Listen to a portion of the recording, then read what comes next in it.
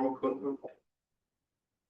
We have two speakers, and the goal of this is at the end of the semester. So at the end of my first and second year, nobody had heard about me since, I guess, my job talk. And so I wanted to give more opportunities to hear from our own faculty so that people can stay in touch with their research.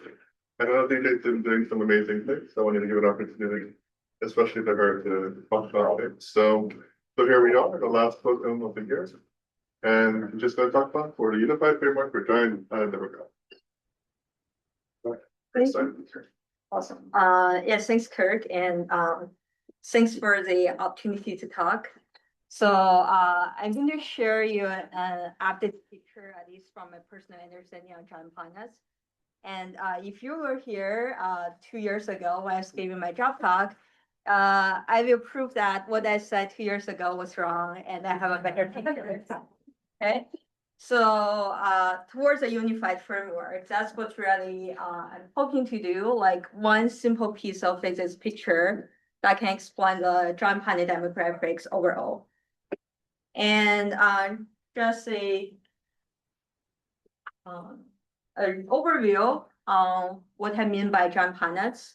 So we can roughly plot all the exoplanets in terms of their masses and orbital periods on this 2D diagram. And you see planets with different sizes, and those are corresponding to their whole star distance. So one way to understand this is the more common a type of planet is, the larger the dots are, and the smaller the dots are, it means the more rare a planet is.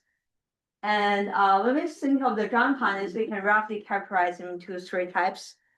Cold Jupiters are those that are similar to the giant planets in our own solar system, Jupiter, Saturn.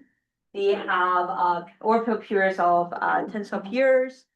They are usually found beyond the ice line, the water ice line. So you have enough solid material, ice particles to build up the solid core of these planets. And those cold Jupiters are the most common type of giant planets. First of all, not every sun-like star has a giant planet. Only about 10% of them have giant planets. So our solar system is sort of unique in that sense. And when we think of the giant planet overall, there are actually two more populations that are much more closer in. Those are hot and warm Jupiters. So they are much rare compared to cold Jupiters. The ratio is about 1 to 10. So only about 1% of solar-like star has a warm Jupiter or a hot Jupiter. And the deviation between hot Jupiter and warm Jupiters are basically saying, okay, how strongly the planet are suffer from tides. So warm Jupiters still within the water ice line, but they are not as suffer as from tides as hot Jupiters. So that's the rough definition, the three population. And a question exoplaneteers trying to solve in the last few decades is how do these giant planets, hot Jupiters, warm Jupiters, form interior to the water ice line? As I mentioned earlier, water are not be able to, in this solidified form, solidated form, to form the core of the giant planets. So how do you form those giant planets interior to the water ice line? How do hot Jupiter, warm Jupiter exist? So one piece of evidence we can use is from the dynamical imprints on warm Jupiters. So roughly the definition here is giant planets with orbital periods of 10 days to a year. And they are still interior to the water ice line, so their origin is still mysterious, but they're far enough from their host star so that they are now suffer from the planet-star tidal effects. And what that means is their dynamical imprints, such as the mutual inclination between planet pairs, the eccentricities of the planet themselves, those are mostly, I wouldn't say pristine, but like preserved out of the dynamical interaction. So we can use that as a dynamical imprint. And one way to get the eccentricity or the orbital eccentricity distribution from warm Jupiters is directly from their light curves. So the idea is when a planet or warm Jupiter transiting from a star the planet may have a circular orbit, then it will transit at a velocity called v circular.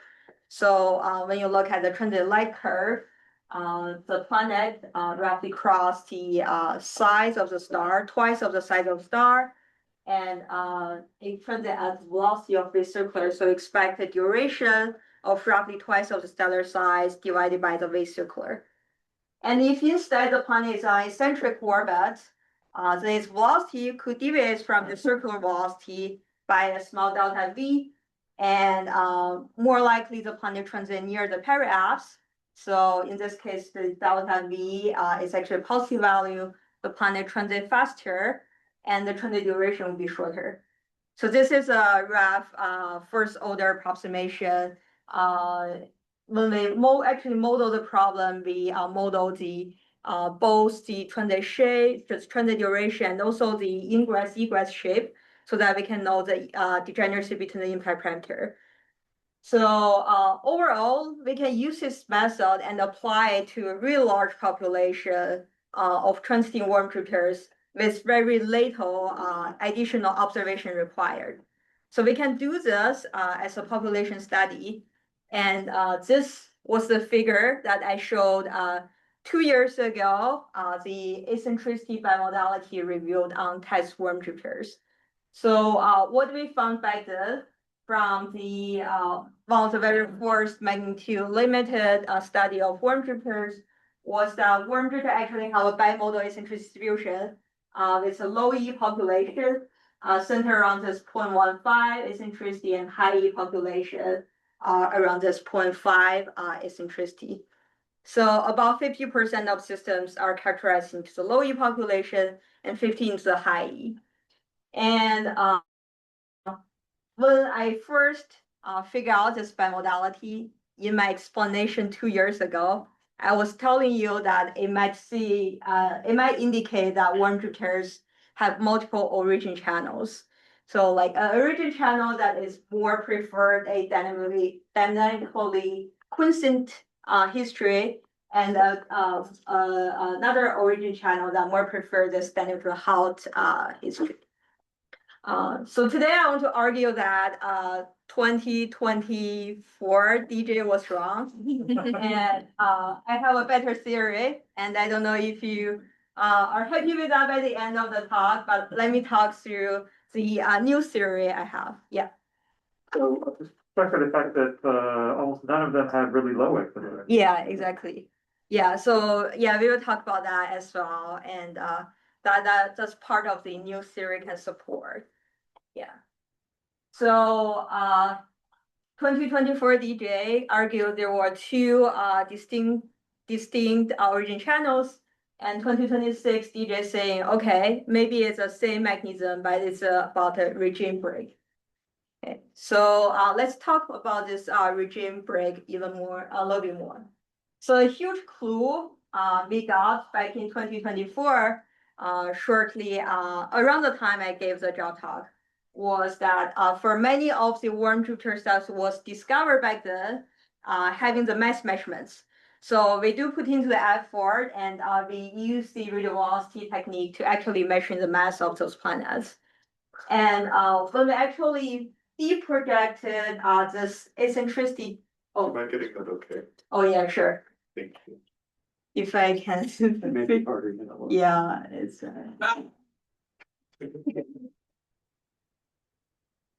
Okay, I'm making it worse. Couldn't find my cursor and couldn't. It might not be worth it. Okay, I can at least find more and hide the searching.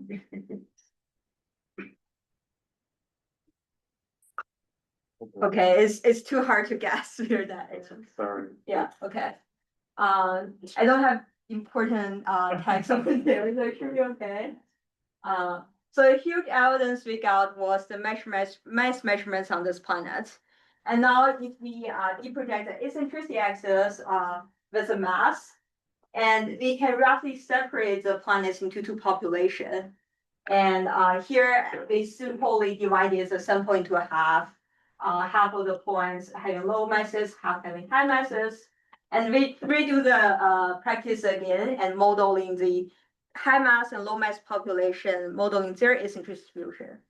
And what we found was the low mass population happened to have lower eccentricities, and high mass population happened to have higher eccentricities.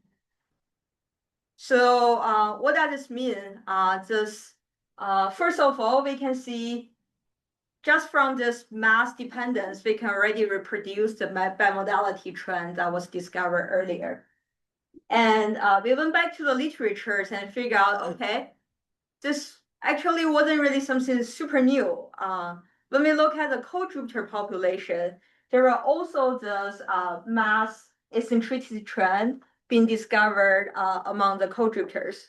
But this population is mostly from radial velocity, so it's mostly having the I'm sign information instead of true mass. So there's some ambiguity over there, but people have linked the mass eccentricity dependent with the pan-pan scattering. So there is claim that scattering itself can produce the mass eccentricity relation that we observe here.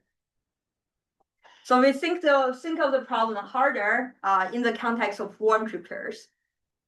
The idea for the scattering is you begin with a multi-planet system and it's getting a little bit compact.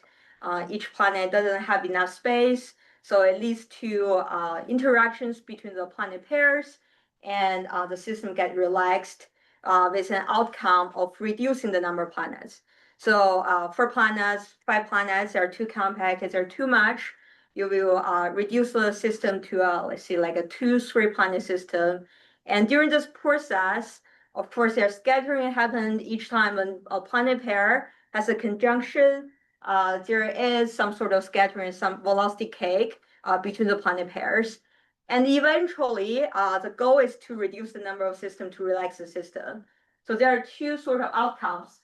One is collision. So those scattering events eventually lead to collision, 2 planets merge, and the number of total planets reduce. Or the other way is ejection. So those close encounters would kick 1 planet out of the system, and this is the ejection outcome. So we can describe this using a really nice number, which is a saffron number. So we can see here is the escape velocity of the planet pair over the escape velocity of the local capillary orbit. And if we write out the mass, the saffron number is basically the planet mass ratio times the semi-major axis over the size of the planet. And when saffron number is less than 1, this is in the collision dominated regime, and when saffron number is greater 1, this is in the ejection dominated regime. And what is quite cool is we can work out this number on warm Jupiters. So for a typical warm Jupiter, the planet star mass ratio is about 10 to the -3. This is just Jupiter mass over the solar mass. It's about 10 to the -3. And so that will be the first part of the equation. And then what is A over RP? Let's see, like a typical warm Jupiter has a semi-major axis of 0.5 AU. And 1 AU is about 200 times the stellar size. Jupiter is 1/10 of the solar size. So it's like 0.5 times 2000, which is about 1000. So if you work out the number magically for a typical warm Jupiter, the saffron number is around 1. So what this means is if you just shift the planet mass or semi-major axis by a few factors, you will naturally move the planet in the between the collision dominated and ejection dominated regime. Yeah. So as if it were starting in a collision dominated, wouldn't the mass continue to increase? Or as the collisions happen, I guess? Yeah, so I will talk about what happens in the collision dominated regime. So it will basically set a cap eccentricity the planet could reach without before leading to collision. Yeah. So warm Jupiters magically having lies in this saffron number around 1 regime. And we can actually confirm this with embodied simulations. So this is a simple trail where I put the innermost planet at point 1 AU, have the planet separate between roughly 3 to 5 neutral Q radii, and we can characterize what systems have planets get ejected, what systems have planets are collided between each other. And you can see by the end, we reproduce this mass eccentricity dependence. So you can read this as a paucity of high eccentricity planet as a low mass range. So there is a capped eccentricity for each mass. And the distribution is still like the exact distribution is still initial condition dependent, but the envelope we are seeing here can be well described by the saffron number theory. So how does the probability of ejection compare to the probability of collision with the central star? Right, so that's one thing we specifically look at. In this simulation, the collision to the star is very small. So we think of that as, subcount of the ejection, where E is getting really high, especially the periapse distance is smaller than the size of the star. And people get different numbers, it's initial condition dependent. In this set, we got about 6%. And in Cassandra Anderson, they did a similar in situ worm simulation. They got something like I think somewhere similar, and there was another set getting 2%. It's very much initial condition given, but overall, it's a small fraction of the ejection scenario. Yeah. What is the time scale of the simulation? Oh yeah, that's a great question. So I put so basically what we are caring about is a orbital crossing time scale, and orbital crossing time scale has a strong dependence on the initial neutral separation between planet pairs, and that's why I put planets are actually quite compact, and then we see the instability happening in almost in the first 1 million year in all of the simulations. But like if we start pushing planets further out, then it's getting to so it's basic scale as the delta, the mutual polarization to the power of 2. So like when you increase the mutual polarization by 1, it increased by 100 times longer, something like that. Yeah. Okay. So this is mostly saying okay, this mass eccentricity relationship can be reproduced by a simple scattering experiment. And now we can go back to the observation again and take a look what the observation actually looks like. So the theta here is a saffron number, and roughly speaking, the maximum eccentricity the planet can reach scales as this square root twice of saffron number minus saffron number squared. So this equation might be slightly different from what you learned from the typical dynamical textbook. This is because we made a correction on the relative velocity between planet pairs as a high eccentricity limit. So usually we see the relative velocity is roughly E times of the capital velocity, but this is no longer true when E is really high, and we made a minor correction, and that leads to a slightly newer definition or a more complete definition on the maximum eccentricity can be reached. And now we can see, okay, how does the observation actually distributed? Now all the observation dimensions are collapsed into the saffron number. We can see, okay, the eccentricity actually have a dependence on the saffron number.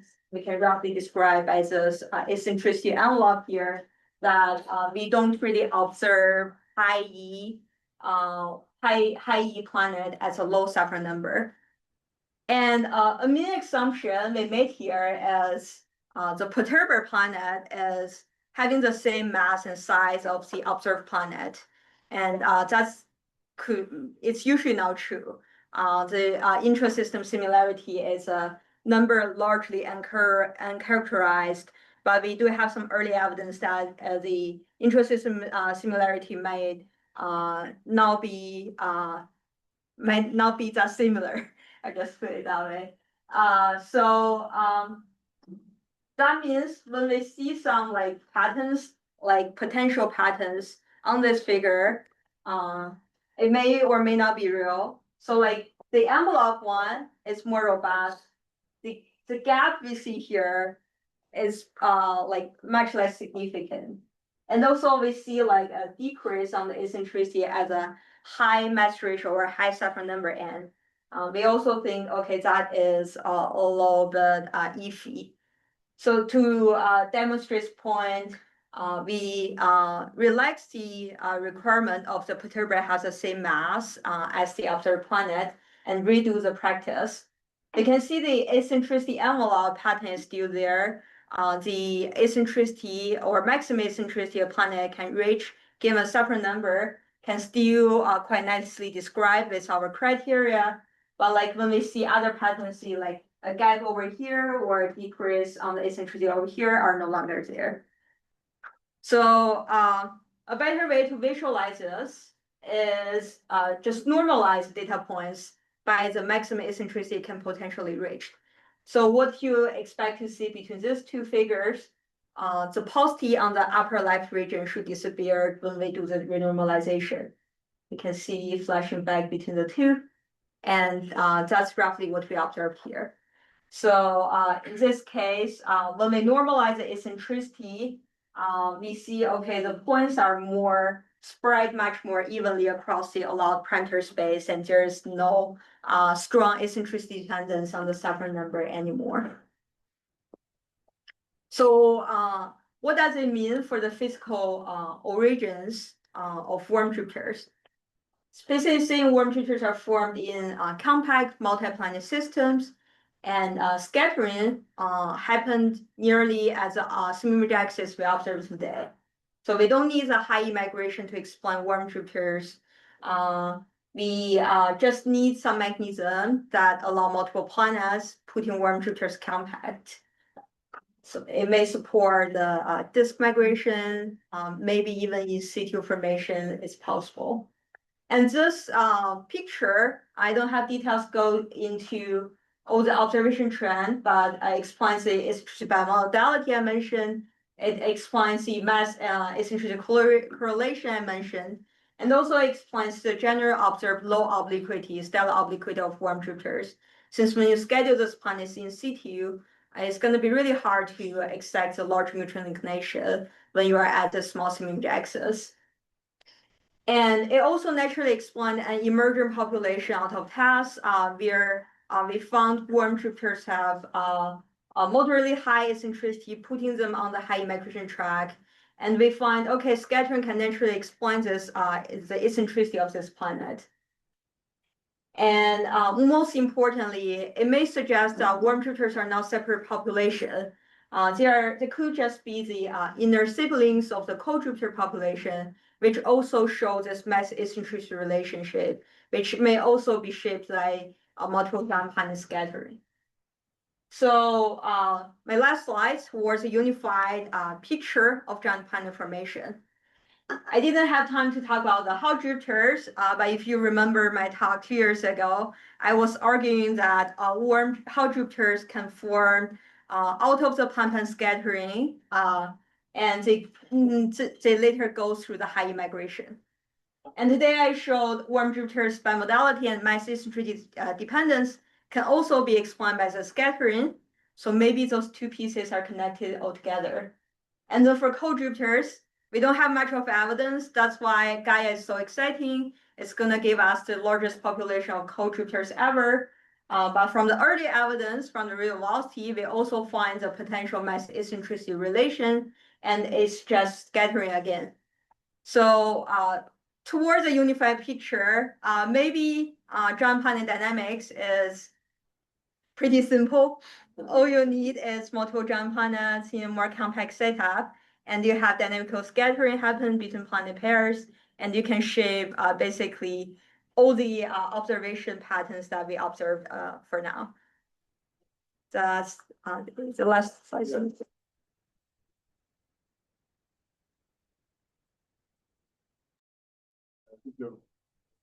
Yeah.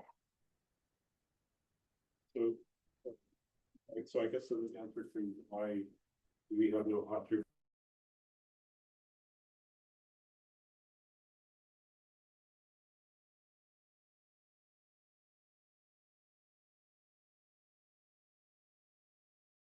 Does that work? Yes. Okay, great. All right, Okay, I'm gonna let you take it away. thank you, Kurt. Yeah. This is a never before seen picture incident in Central Campus.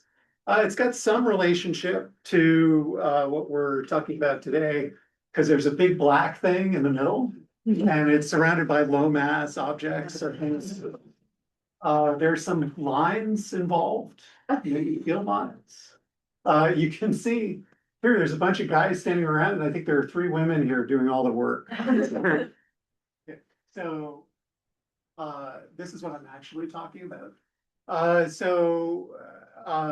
have been involved for a number of years in imaging of black holes. And one of the targets of the Event Horizon Telescope, which has taken the images of black holes, is M87, which is shown here.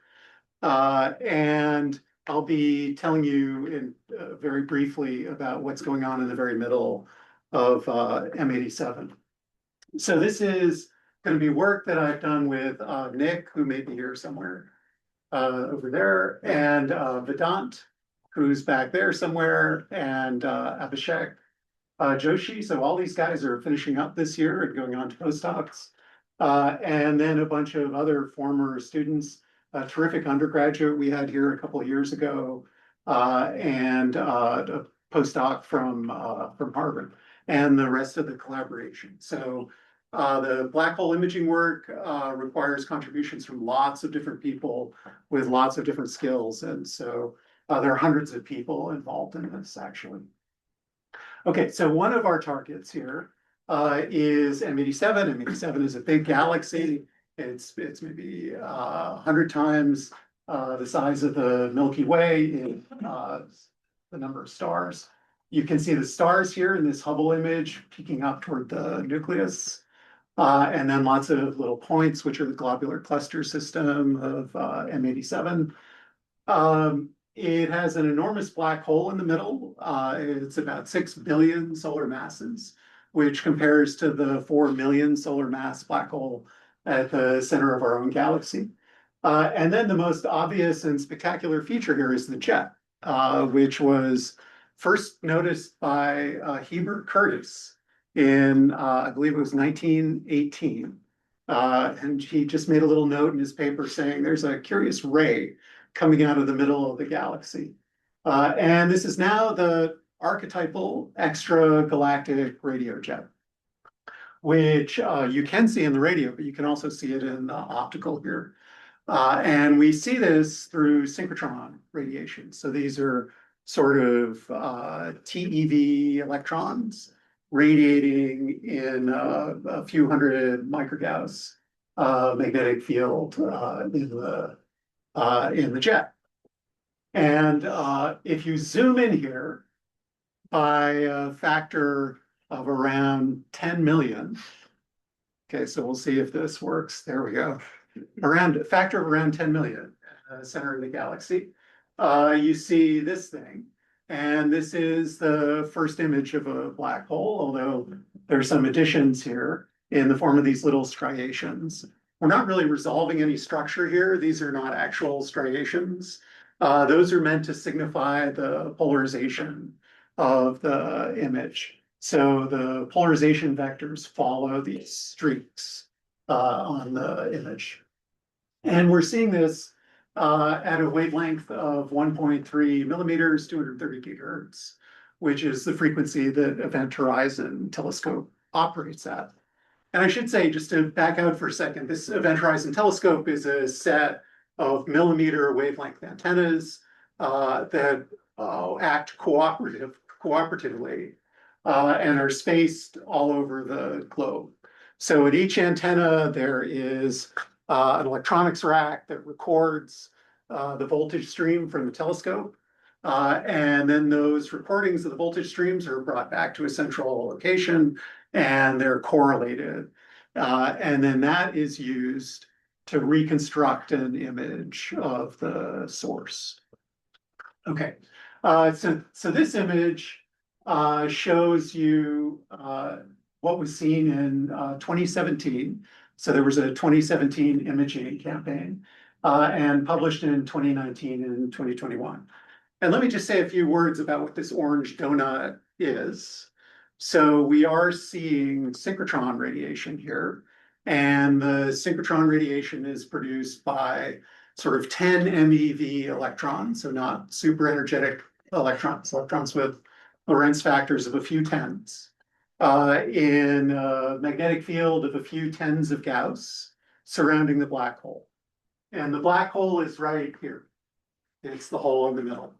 And this region in the middle where there's less emission is known as the shadow of the black hole.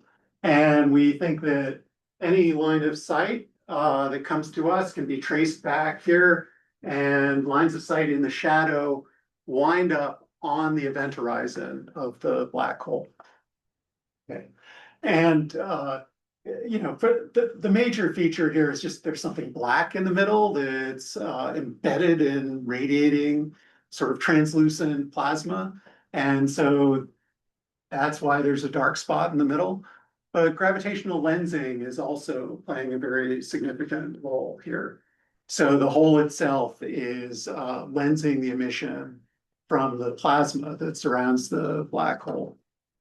And you know, people talk about gravitational microlensing because the deflections involved are of order of microarc second. This is really gravitational megalensing because the deflections involved are of order radians. So some of the emission that we're seeing here was probably produced by gas that's on the backside of the black hole and has come around through the action of gravitational lensing.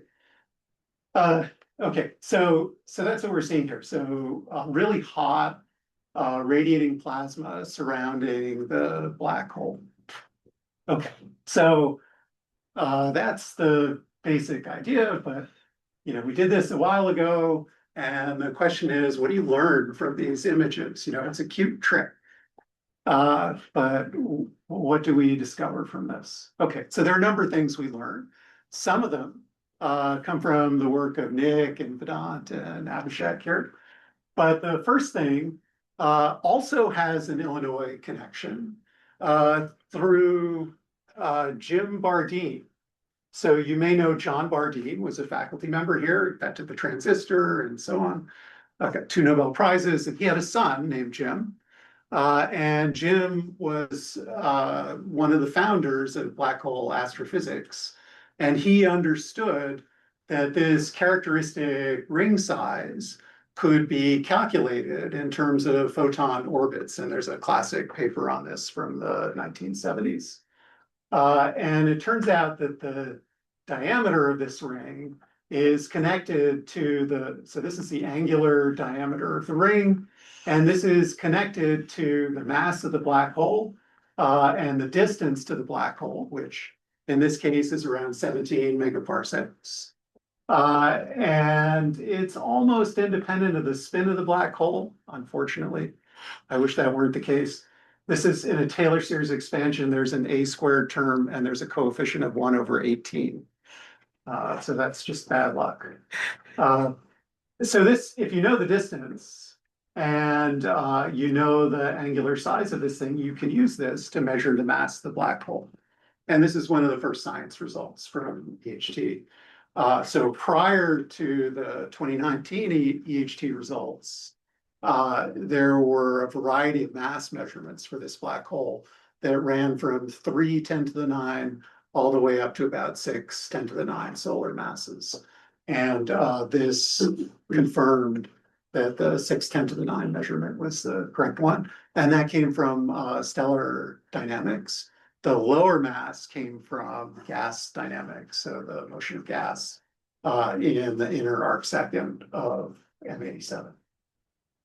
Okay, so what do we learn? Oh, this is doing some unexpected things here. All right, so we learn what the mass is. And in addition to this, we can learn what the projection of the spin vector of the black hole is on the sky. And this is something that was discovered in the first theory analyses of the EHT data.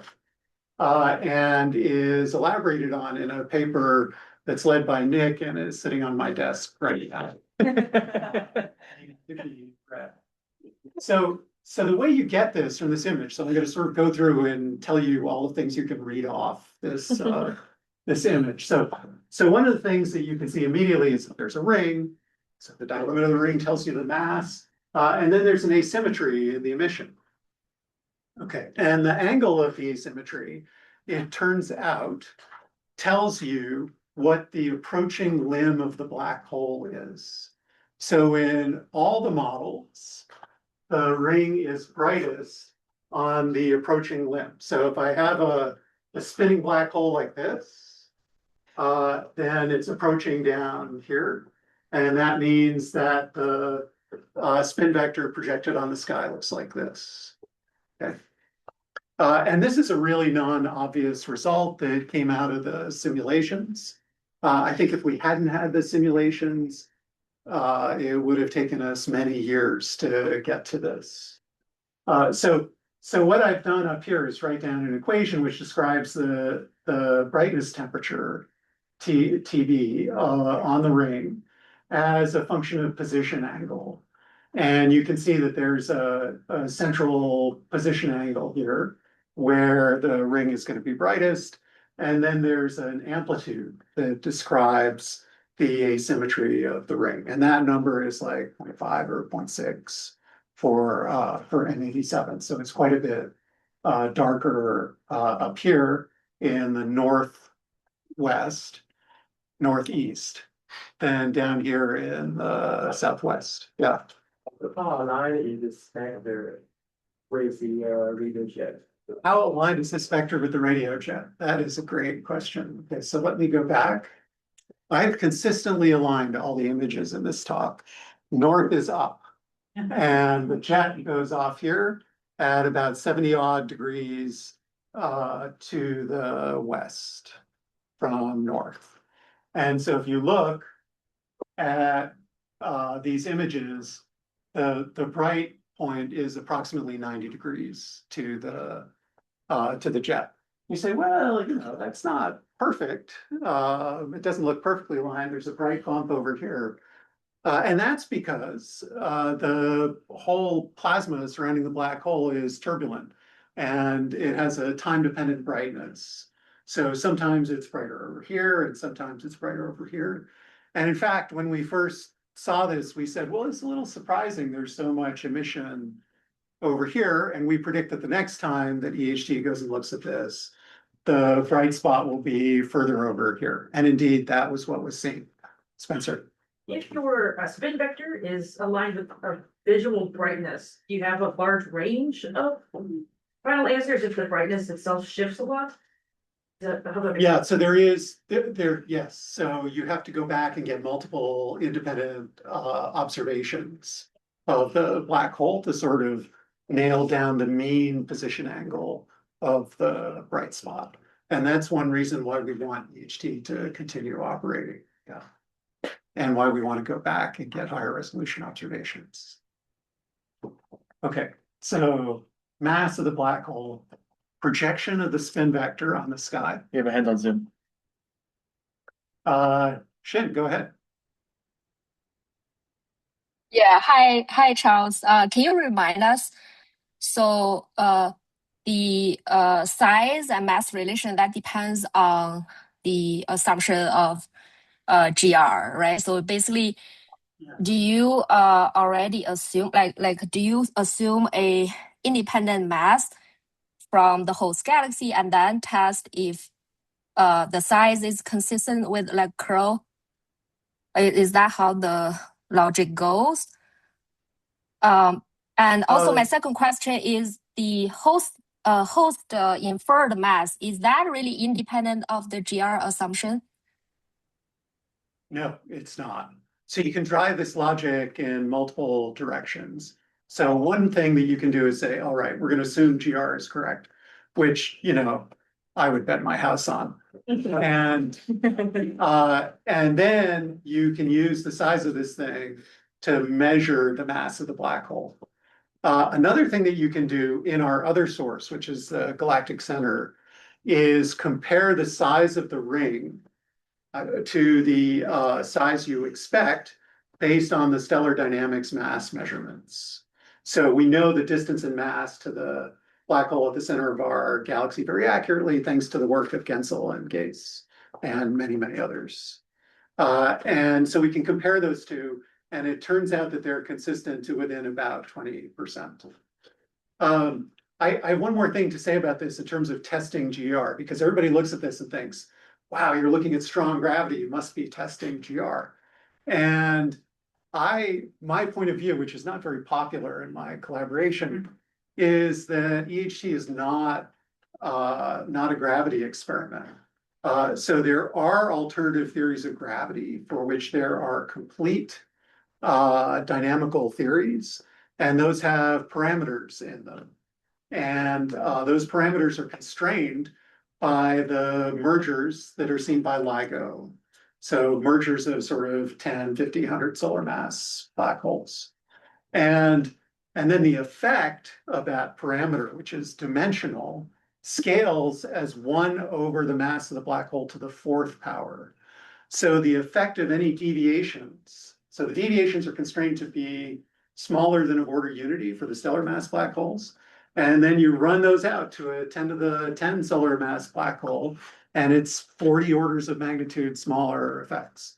So at least for one class of beyond GR theories, this is not a good test of general relativity. These are very classical optics. Kirk, did you have? Yeah. Thank you very much. You already actually answered my additional question. Thank you. My question is just about the stellar dynamics part for M87. I know the black hole is, 10 times or more. Is it very constrained with stellar dynamics? Is there very good information on the stellar dynamics around M87? I just haven't really. Yeah, so the problem is that you have to do a lot of modeling to turn the dynamics measurements into a black hole mass.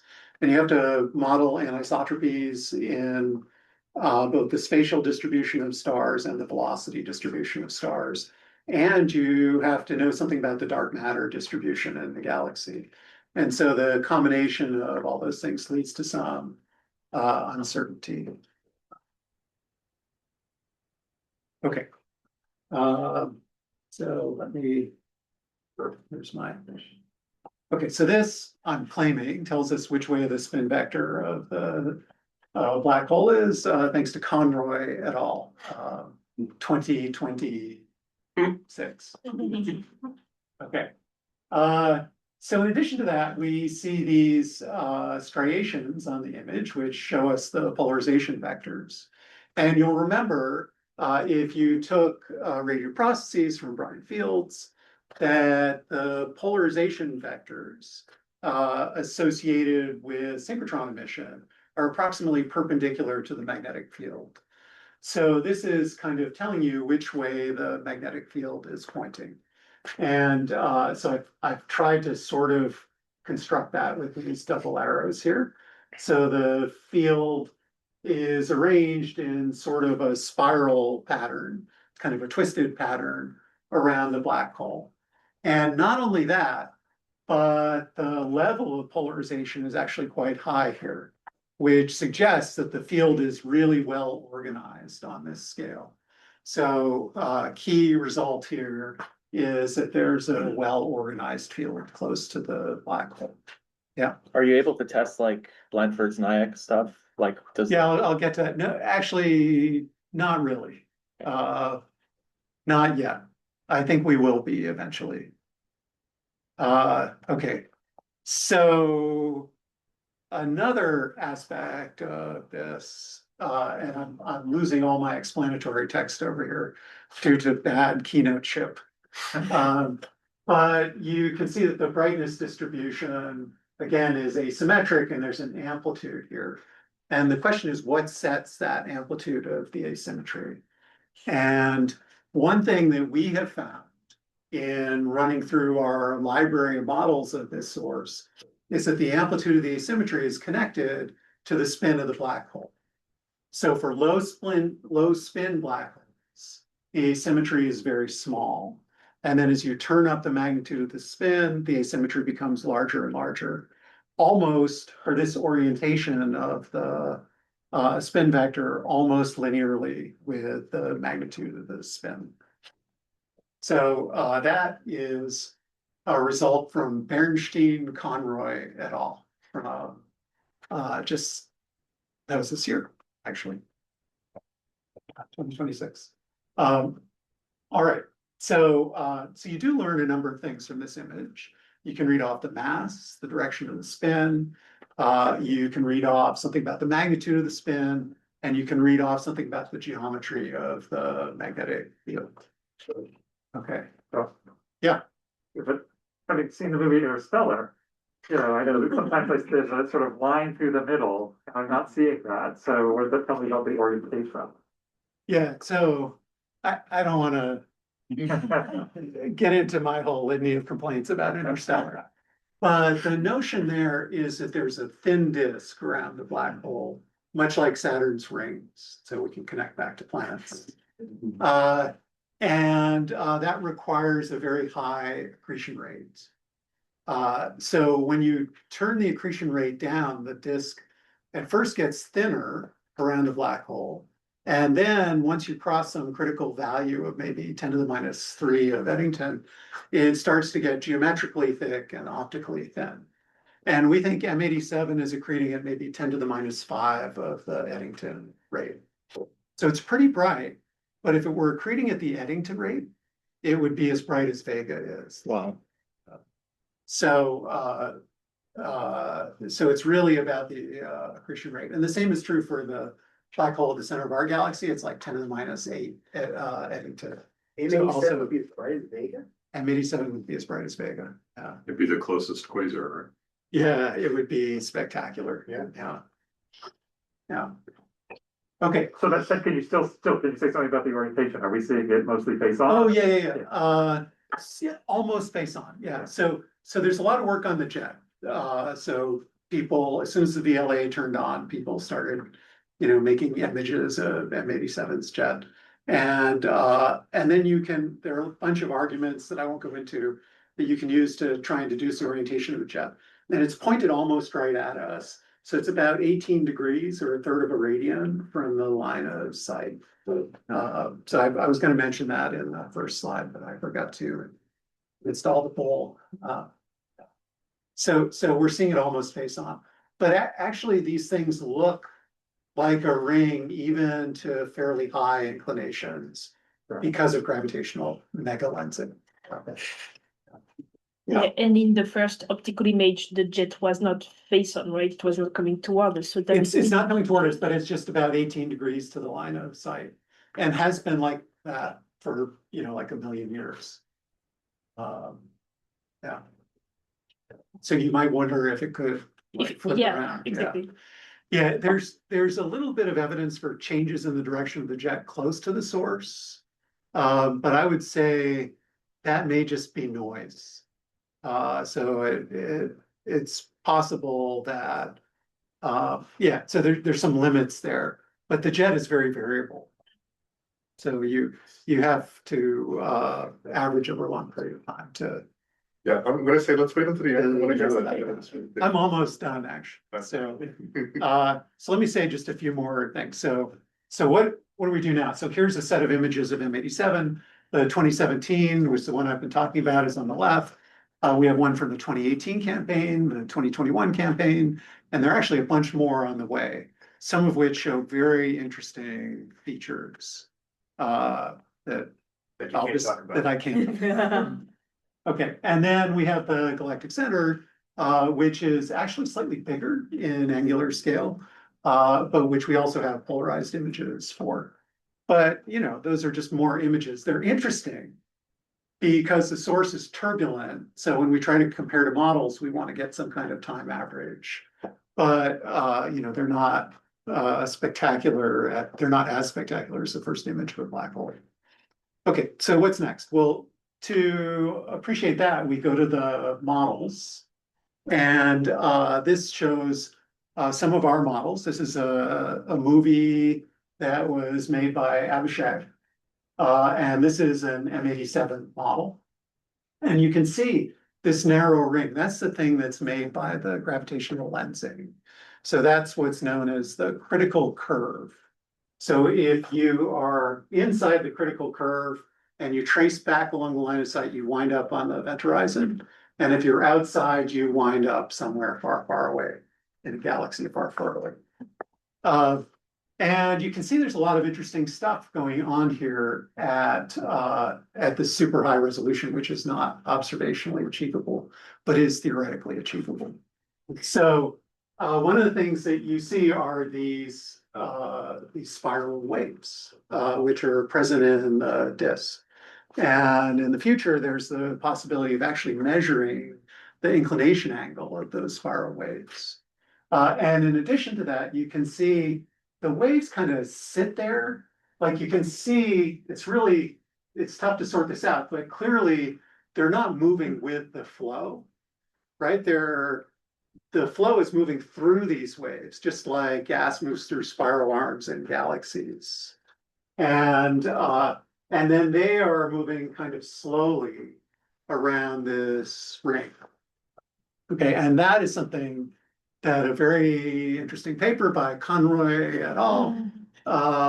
Looked at, like how rapidly do the bright spots move around the ring?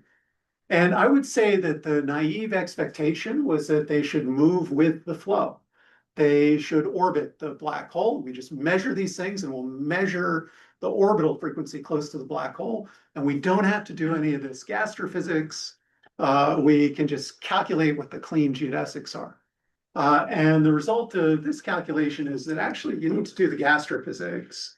And it seems like these bright spots are rotating much more slowly around the black hole. So we have made a prediction for future movies that the sort of characteristic frequency with which these things move around the ring is of order 1 degree per GM over C cubed, which is the characteristic timescale for the black hole.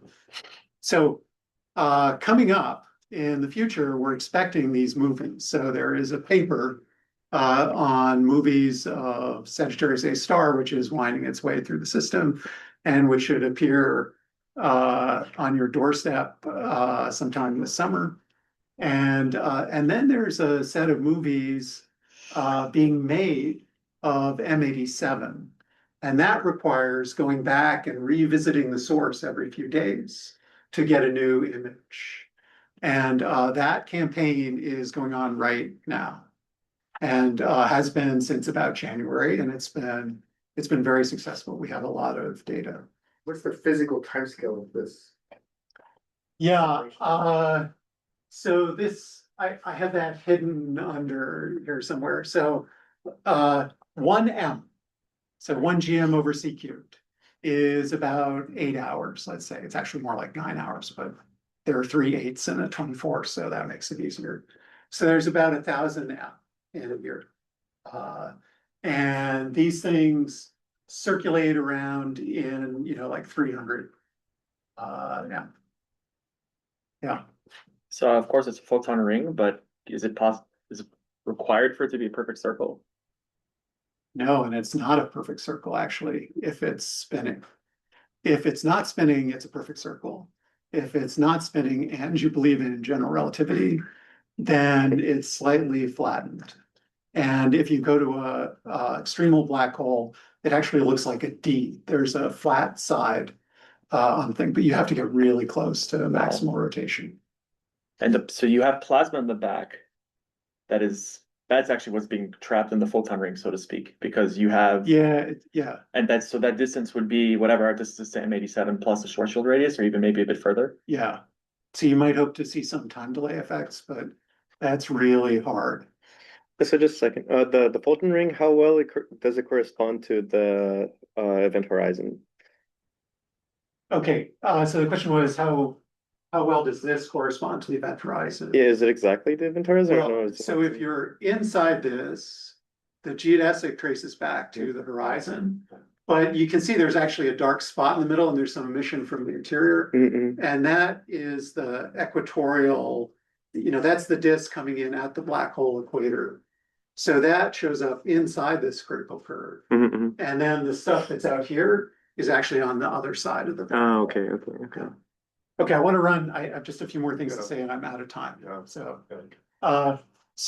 this is future tense because, you know, what happens depends on funding and we don't know what's gonna happen. So in mid-2026, we think there will be movies based on the 2017 data, and we'll get a chance to test some of our theories. And M87 movie data is now being taken. In mid-2028, I think, we'll be able to publish that in movies. That's a couple of years away. So there's many petabytes of data that have to come back from the telescopes and get correlated and analyzed, and it's really a chore. And then now we're hoping to increase the resolution of EHT by putting an antenna in orbit. So the idea is to put a sort of a 4-meter class antenna in what's called a medium Earth orbit or middle Earth orbit to see the one ring to rule them all.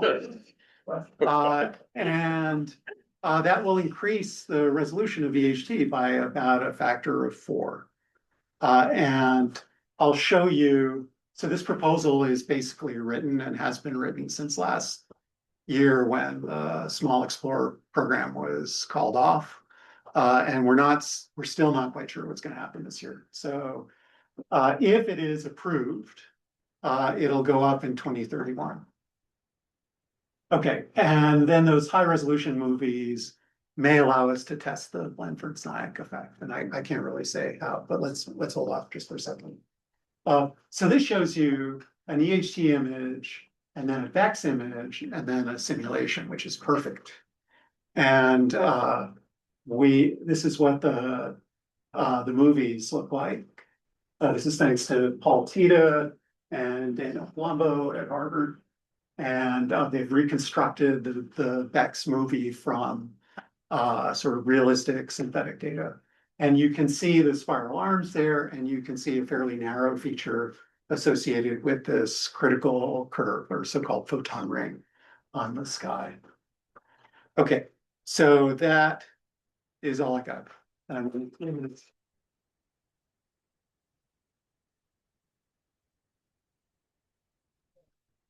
1 or 2 questions? Can I start with you, Ed? Yeah, let's start it. And then who? The big way. Can we use AI to get better images without expensive hex mission? Bex, pronounced Bex. There's no hex in Bex, or there may be if it's canceled. So the data is what the data is. The data doesn't provide you with a complete image of the source. It's the image that we present here is a non-unique description of the data. So there are multiple images. There's a family of images that are consistent with the data. And that's just the way it is, AI or no AI. Now, there are ways of sort of regularizing the data to get images that in some test set are more consistent with the ground truth. And there actually is a really nice effort led by Mariana Foshi called Kine, which does this. It doesn't train on the simulations. It just uses sort of the regularization properties of a multi-layer perceptron to produce a better image. You can also train on simulations, but then you're building in the answer when you make an image from that. So. I'll take one more question. So you mentioned that these are all one frequency, 280 gigahertz, I think. Is there anything that could be obtained by also viewing in, say, a different one, or? Yeah, so EHT has detections on 345 gigahertz baselines now. However, there aren't that many sites where you can do 345 gigahertz. So that's the bad news. The good news is that there is a technique called frequency phase transfer, which allows you to make a detection at a lower frequency, which is easier, and then go to higher frequency. And so you can get high frequency observations at sites where, or high frequency detections at sites where you might have thought it was impossible. And there's a Korean VLBI network, which has really pioneered this technique. We think that may certainly help expand the set of 230 gigahertz sites and may help with the 345. And I should say there's also work at 86 gigahertz. And that is super useful because you can see in the actual images here of M87 that you don't see the jet at 230 gigahertz, it's too dim. And if you go to 86, the jet is much brighter. So you can map out the jet there. Okay. I'm gonna ask you one quick question. Just so I get excited about the future. David can also ask. No, go ahead. Okay, what do we learn about black holes from Beck's detection? What do we learn about black holes from Beck? So one of the things that we are selling is detection of the photon ray. That is just interesting from the sort of gravity perspective. So you're looking at photons that have orbited the black hole. Another thing that we're selling is detection of a population of black holes. So far, there are only two sources that can be resolved. There's likely something like 10 sources that can be detected, whose photon rings can be resolved by BECS. And then there are a bunch of other science justifications. So one of them has to do with the jet launching, which I think is the real kind of prize of this business, because Blanford's-Nyack effect is widely believed to drive these jets from the spin down of the black hole. So it taps into the rotational energy of the black hole. And that's one of the great sort of untested predictions of classical general relativity. Excellent. All right, let's give.